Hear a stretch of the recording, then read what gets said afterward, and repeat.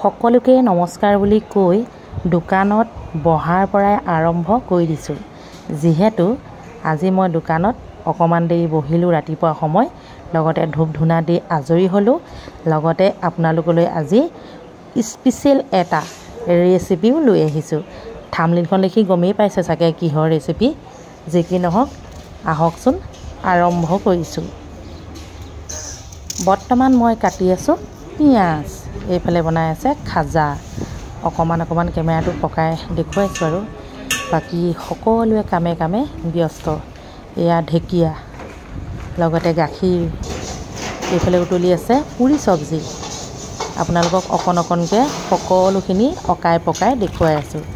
এয়া আদা, আলু, জালুক, নহৰু, পিঁয়াজ, আটাইখিনি মই যোগাৰ কৰি লৈছোঁ। এইটো দৰৱটো উতলি আছে মোৰ ভাগত দেই, জানেই আৰু বেমাৰী মানুহ। এইফালে কেৰাহী পাতি লৈ প্ৰথমে আলুখিনি ৰঙাকৈ ভাজি ল'ম। কিয় আলু ৰঙাকৈ ভাজি আছোঁ? এইয়া লোকেল চিকেন বনাম আজি। ডাঙৰ এটা ডাকুৱাৰ লগত বনাম। এয়া মাংসখিনি মেৰিনেট কৰিব সময়ত মই 2টা লোকেল ডিম ভাঙি দিছোঁ, নিমখ হালধি দিছোঁ, বেলেগ একো ব্যৱহাৰ নকৰোঁ। যিহেতু চিম্পুল বনালে বা চিম্পুলকৈ থাকিলে সকলোকে বহুত ধুনীয়া লাগে, নহয়নে বাৰু? আলুখিনি ৰঙা হৈ গ'ল। আলুখিনি ৰঙা কিয় কৰিব লাগে অলপ পাছতে কৈ আছোঁ, আপোনালোকে চাই থাকিলে সকলোখিনি গম পাব। বিশেষকৈ লোকেল চিকেন বনাওঁতে সদায় আলুখিনি ৰঙচুৱাকৈ ভাজি ল'ব লাগে আগতীয়াকৈ। শুকান জলকীয়া আৰু তেজপাত দিলোঁ নহয় তেলতে ঘপককৈ দি পেলাই এতিয়া মই আৰু এটা বস্তু দিম, কি জানেনে? অকণমান পাঁচফোৰণ, এয়া অকণমান দিছোঁ। তাৰ পাছতে এয়া পিঁয়াজ কাটা আছে, দিলোঁ নহয় ঢালি, টুকুৰা-টুকুৰকৈ কাটা আছিলে। মানে লোকেল চিকেন বনাওঁতে সদায় টুকুৰা-টুকুৰ হ'লে ভাল।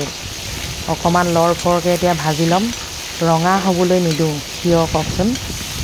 কিয় বাৰু আপোনালোকে বুজি পাইছেনে? এতিয়া মই ইয়াত মাংসখিনি ৰঙচুৱাকৈ ভাজিম, সেয়েহে পিঁয়াজখিনি ৰঙা নহ'লেও হ'ব।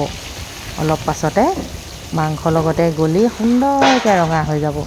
হয়নে নহয় কথাটো আপোনালোকে জনাব। এতিয়া 5 মিনিটমান এনেধৰণে ভাজি থাকিম। মই আকৌ পেকেট মছলা একোৱেই ব্যৱহাৰ নকৰোঁ। আপোনালোকে জানেই লোকেল চিকেন বহু দিনৰ মূৰত অকণমান খাওঁ, বাকী গাহৰি, ছাগলী, মাছ এইবিলাক চব বাদেই দিবলগীয়া হ'ল। এতিয়া অকণমান ভাজাৰ লগে লগে ওপৰতে মিহিকৈ কাটি থোৱা অলপ পিঁয়াজ ছটিয়াই দিছোঁ। এয়া অকণমান সময় ছটিয়াই দিম, তাৰপাছতে আপোনালোকক দেখুৱাই থাকিম, আপোনালোকে চাই থাকক মাথো। এতিয়া ঢাকন দিছোঁ। কেৰেলাতকৈ গুটি দীঘল, কিয় কওকচোন? ঢাকনখন সৰু, কেৰাহী ডাঙৰ। মোৰ কোলা বগা কেৰাহীকেইটা বৰ ডাঙৰ। 5 মিনিটৰ পাছত এতিয়া মই আকৌ অকণমান সময় ভাজিম। মাংসখিনিও ভজা হ'ব, লগতে যিখিনি পিঁয়াজ দিছিলোঁ আটাইখিনি সুন্দৰকৈ গলি যাব। এতিয়া এটা বস্তু ইয়াত মিশ্ৰণ কৰিব লাগিব, সেইটো হৈছে জালুক, আদা, নহৰু।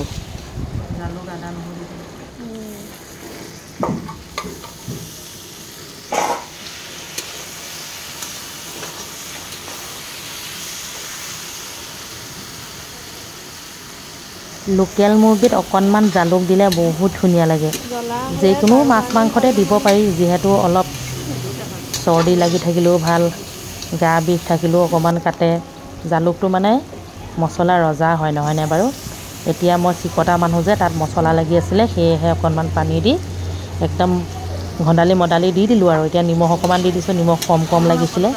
যেই নহওক এতিয়া আৰু 10 মিনিটৰ বাবে এনেধৰণে ভাজি থাকিব লাগিব। এনেকৈ ভাজিলে কেতিয়াও ৰেড চিলি দিব প্ৰয়োজন নাই। এতিয়া মেৰিনেট কৰা গামলাটোতে অকণমান গৰম পানী দি সুন্দৰকৈ মিলাই দিলোঁ। আলুখিনি এতিয়া যোগ নকৰোঁ, যিহেতু মানুহজনৰ চুগাৰ আছে, আলু নেখায়, সেইবাবে আলুখিনি অকণমান দেৰিকৈ দিম। এতিয়া আকৌ আধা নঙঠা ঢাকনখনে আকৌ ঢাকি দিলোঁ। আকৌ আপোনালোকক দেখুৱাইছোঁ কালাৰটো কি ধুনীয়া হৈছে চাওক। হালধি, নিমখ, আদা, নহৰু, জালুক আৰু লগতে ধৰক আলু ব্যৱহাৰ কৰিছোঁ, দেখিছে, বেলেগ মছলা ব্যৱহাৰ কৰা নাই। ইতিমধ্যে মানুহজনলৈ উলিয়াই ল'লোঁ। এতিয়া আলুখিনি যোগ কৰি দিলোঁ। আলুখিনি ৰঙা এইটো কাৰণেই কৰিব লাগে, মাংসখিনি কালাৰ আৰু ধুনীয়া হয়, সেয়েহে আলুখিনি ৰঙা কৰি ল'ব লাগে আগতীয়াকৈ। আৰু লগতে মাংস কালাৰো ধুনীয়া হ'ব, খায়ো ভাল লাগিব। যে কি নহওক আপোনালোকৰ পচন্দ হৈছে বা নাই সেইটো জনাব। লগতে এতিয়া মই অকণমান মান ধনিয়া কাটি দিছোঁ, মানে গোন্ধটো মলমলাই গৈছে। কালাৰো কি ধুনীয়া চাওকচোন, ৰেড চিলি ব্যৱহাৰ নকৰাকৈ।